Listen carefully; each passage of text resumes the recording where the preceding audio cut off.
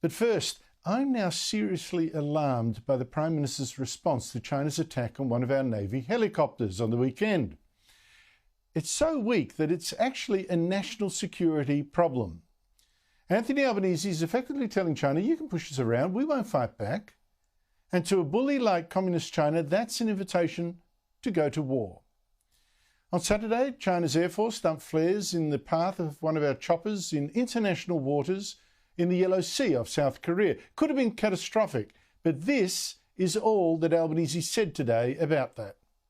We have made very strong representations at every level to China about this incident, which we regard as unprofessional and unacceptable. One of the things that had broken down over a period of time was any dialogue. That's why we've used all of those avenues of communication to make our position on this incident very clear. That attack by China was just an incident, and it was unprofessional. I mean, what nonsense. It makes it sound like an accident. No, this was a very professional and deliberate attempt by China to intimidate us and to test us. It's China telling us it rules everywhere, even in international waters. It can bully us, and what are you going to do about it?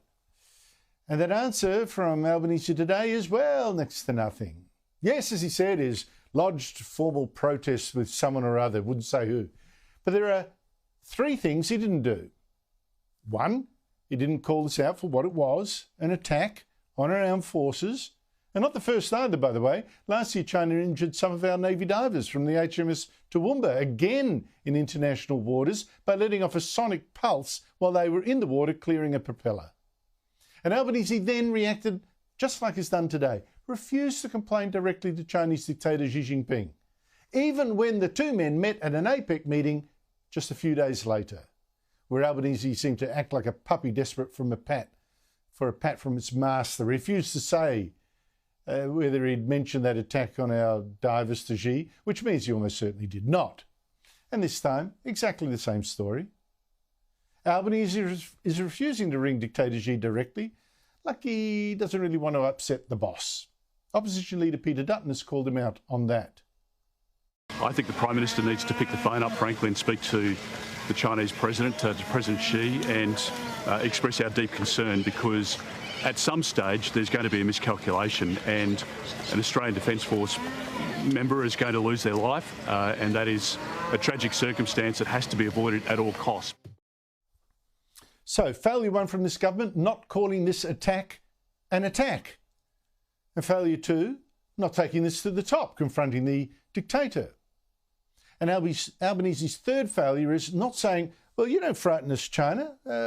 In fact, you know what? We're going to double our patrols to show you we cannot be intimidated. Now, China's foreign ministry came up with a lying excuse an hour or so ago.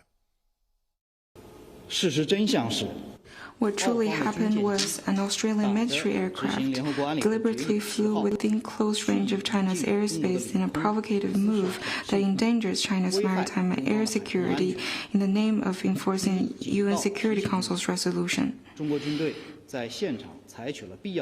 The Chinese military took necessary measures at the scene to warn and alert the Australian side. The way the situation was handled was consistent with our law and regulations, professional and safe.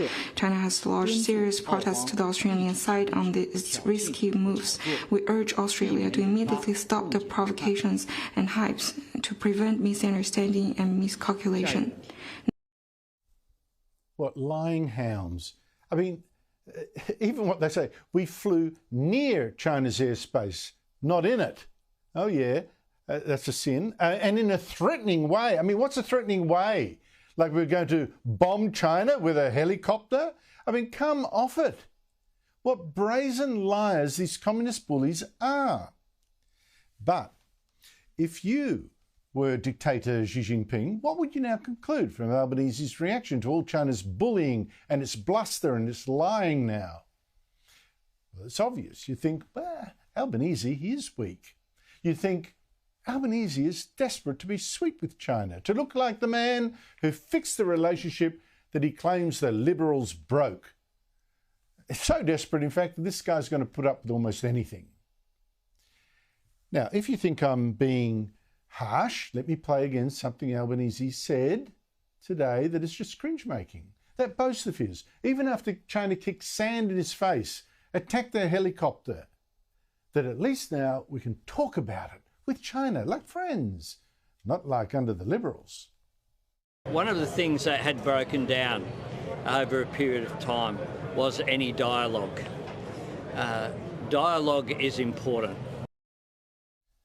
Well, whoopee-doo for this dialogue now. I mean, since China praised Albanese for going soft, called him handsome boy, allowed this dialogue now, look what it's actually done. It's attacked our military. It's launched hack attacks on us. It's had its foreign minister come here and insult Albanese by meeting with former Labor Prime Minister Paul Keating, who in my opinion is ridiculously pro-Beijing, to reward him for attacking Albanese's government, as still too against China's dictatorship. And what dialogue is there really when the Prime Minister just mumbles about unprofessional conduct and an incident when our pilots could have been killed in a Chinese attack? But there's one thing I left out when I asked, what do you think China would conclude from Albanese's reaction, his fear of giving China offence? It's this, that Australia is so weak that come a war, China invading Taiwan, say, like it says it will, Australia under Albanese will probably do nothing. And that's a weakness that could invite the very war that Albanese fears, and just when he's leaving us too militarily weak to fight.